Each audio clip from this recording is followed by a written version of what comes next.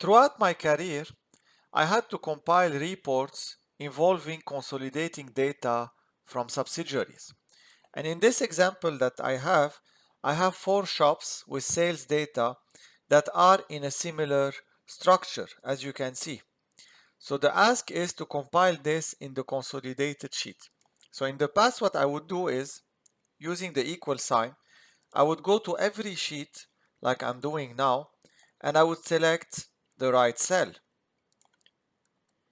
While this technique can work, it's not the best way. And if you have 20 shops, it becomes very cumbersome to use. So I'm going to teach you today something called a 3D formula that will make this very easy. So we go here and we delete the content of this cell and we use equal sum because we're going to sum some numbers. Then we open the parentheses, we go to our first sheet, we select the data, then we can use a comma, go back to consolidate, we remove all this, and then here is the magic. After shop 1, I'm going to use a column, and then I'm going to write the name of my last sheet, shop 4. So I'm writing shop 4, then I leave this, I close the parentheses, and I do enter. And here is the magic.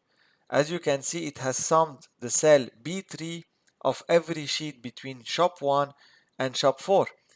And I can drag this down and I get this for all my other cells. Now, if I want to do this for a total, so instead of summing this, I want to do the same thing. Instead of one cell, I can do it. I do equal sum, open parenthesis, select shop 1, select the data, comma, go back, remove this, and then here I do column, shop 4. Then close the parentheses, enter. And you get the sum. And if I select this and I look here, I have the same sum. You have to be careful on one thing with this methodology. Here I have some extra data with very big numbers. If by any chance I move this extra data between shop 1 and shop 4, it's gonna get counted, and I'm gonna show you this. So let's say I move it here. You go to consolidated, you can see that I get millions. So this is the only drawback of this methodology.